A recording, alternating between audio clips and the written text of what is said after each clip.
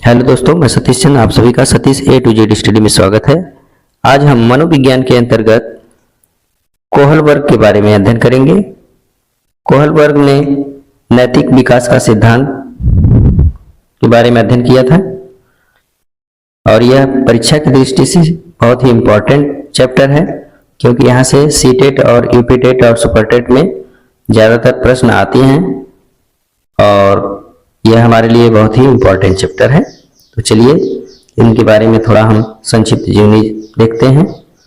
कोहल वर्ग जो थे, ये इनका जन्म जो था ब्रोंक्स विले, न्यूयॉर्क, संयुक्त राज्य अमेरिका में 25 अक्टूबर 1927 को एवं इनकी मृत्यु जो हुई थी 19 जनवरी 1987 को हुई थी। ये अमेरिका के एक मनोवैज्ञानिक थे जिनका नैतिक विकास के चरण बहुत प्रसिद्ध थे। वे शिकागो विश्वविद्यालय के मनोविज्ञान विभाग में तथा हार्वर्ड विश्वविद्यालय के ग्रेजुएट स्कूल में प्रोफेसर भी थे। कोहल वर्ग का नैतिक विकास का सिद्धांत, इन्होंने नैतिकता मोरालिटी पर खोज किया था। इन्होंने 6 प्रकार की कुल अवस्थाएं बताई थी, जिनमें 3 मुख्य थी और 3 जो थे इनके उप अवस्थाएं थी। तो इनको देखते हैं। पहला इनकी अवस्था जो था पूर्व लौकिक स्तर। इनमें प्रथम अवस्था जो था सजा या आज्ञा पालन और स्थिति अभिविन्यास। दूसरी अवस्था करण सापेक्ष अभिविन्यास। फिर इसके बाद पश्च लौकिक स्तर। तीसरी अवस्था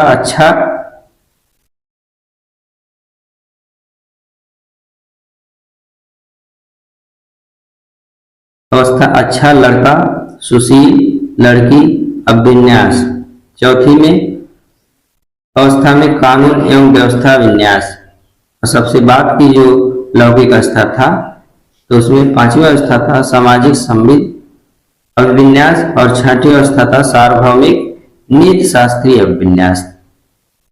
इनका जो है पिरामिड में बना हुआ है, उसी का ये अंग्रेजी में है। नीचे से avoid and punishment, self interest, good boy girl attitude, low and order morality, social contract और प्रिंसिपल। ये डायग्राम आप लोग देख लीजिएगा, हिंदी और अंग्रेजी दोनों में है। यह वह गुण है जिससे हमें सही और गलत की पहचान होती है। यह वह गुण का मतलब कि जो नैतिक है, नैतिकता है, इसके अंदर होता है या जो इसको जानता है, तो वह सही और गलत की पहचान कर सकता है। इससे सामाजिक परिवेश से सीखा जा सकता है। जब बालक का जन्म होता है तो वह ना तो नैतिक होता है और ना ही अनैतिक होता है। वह अच्छा या बुरा समाज से ही सीखता है। यह बात सही है दोस्तों। कोई भी बच्चा अगर जन्म लेता है तो वह ना तो नैतिक होता है, न ही अनैतिक होता है। वह समाज में अनुकरण के माध्यम से अच्छा या खराब जो भी है वह सीखता है। मोरल डेवलपमेंट थियरी मतलब मोरल मतलब नैतिक का गुण जो है कैसे विकसित होगा, इसके बारे में इन्होंने बताए हैं। तो कोहल वर्ग ने नैतिक विकास सिद्धांत को अवस्था स्टेज थियरी भी कहा है। उन्होंने नैतिक विकास सिद्धांत को 6 अवस्थाओं में विभाजित किया है, जिसमें से 3 मुख्य और 3 उप अवस्थाएं हैं एवं उन्हें सार्वभौमिक यूनिवर्सल माना है। सार्वभौमिक का तात्पर्य है कि कोई भी बच्चा हो वह इन अवस्थाओं से होकर अवश्य गुजरता है। नैतिक विकास की अवस्थाएं एक निश्चित क्रम में आती हैं, इस क्रम को बदला नहीं जा सकता है।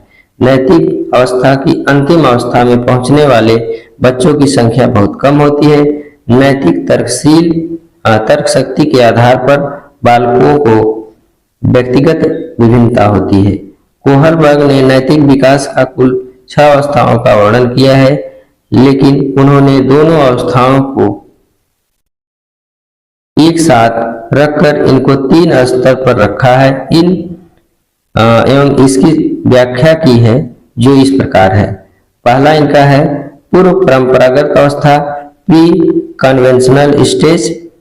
इसके अंतर्गत 2 अवस्थाएं होती हैं। पहला है आज्ञा एवं दंड की अवस्था, stage order of punishment. Stage of order punishment. दूसरा है अहंकार की अवस्था, स्टेज ऑफ ईगो। जो दूसरा है परंपरागत अवस्था, कन्वेंशनल स्टेज। इसमें क्या है, इसकी भी दो अवस्थाएं हैं। पहली है प्रशंसा की अवस्था, जिसको कहते हैं स्टेज ऑफ एप्रिसिएशन। दूसरा है भी सामाजिक व्यवस्था के प्रति सम्मान की अवस्था, stage of respect for social system. उत्तर परंपरागत स्तर, पोस्ट कन्वेंशनल स्टेज। इसके अंतर्गत भी दो हैं। पहला है ए सामाजिक समझौते की अवस्था, स्टेज ऑफ सोशल कॉन्ट्रैक्ट। दूसरा है बी सार्वभौमिक सिद्धांत की अवस्था, universal principle public instruction stage. तो हम इसके बारे में थोड़ा और डिटेल पढ़ते हैं। पहला हमारा है पूर्व परंपरागत अवस्था, प्री कन्वेंशनल स्टेज।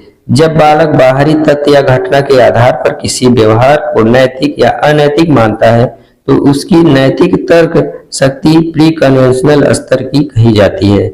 इसमें दो अवस्थाएं होती हैं जो इस प्रकार हैं।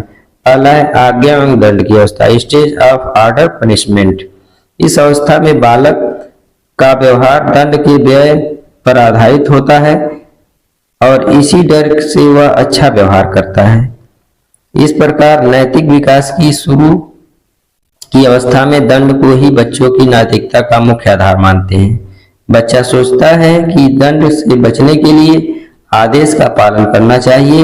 सही गलत का निर्णय दिए गए दंड व पुरस्कार से करता है। यानी मतलब जो छोटे बच्चे होते हैं उनको पहली अवस्था जो होती है इनकी, तो इनको आज्ञा और दंड के माध्यम से इनमें नैतिकता का जो गुण होता है वह आता है।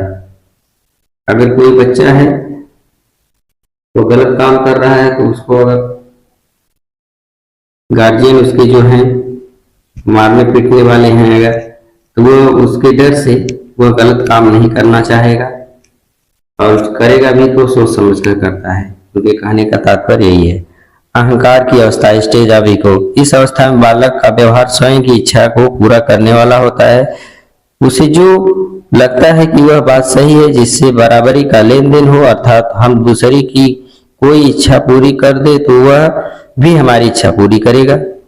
इस अवस्था में बालक में अहंकार होता है। यदि उसका कोई उद्देश्य झूठा बोलने से, कोई चोरी करने से होता है तो वह काम करता है और इसे अनैतिक नहीं समझा जाता। माने इसमें बालक जो है ज्यादातर अपने ऊपर वह उसके अंदर अहंकार की भावना आ जाती है, अहम की भावना होती है। इससे वह अपने मनमानी तरीके से कोई भी कार्य करने का निर्णय लेता है। इसके बाद सेकेंड अवस्था है परंपरागत अवस्था, कन्वेंशनल स्टेज। इस अवस्था में बच्चों का व्यवहार उनकी माँ बाप या किसी बड़े व्यक्ति द्वारा बनाए गए नियमों पर आधारित होता है। इसमें दो अवस्थाएं होती हैं जो इस प्रकार हैं। प्रशंसा की अवस्था, स्टेज ऑफ एप्रिसिएशन। इस अवस्था में बच्चों को भी करता है वह प्रशंसा पाने के लिए करता है। इसमें बालक समाज को अच्छा लगने वाला व्यवहार करता है जिससे कि वह प्रशंसा प्राप्त कर सके। उस व्यवहार को ही वह अनैतिक मानता है जिससे प्रशंसा मिलती है। इस अवस्था में बच्चे के चिंतन का स्वरूप समाज और उसके परिवेश से निर्धारित किया जाता है। इसमें कहने का अर्थ है कि बच्चा अपने आप को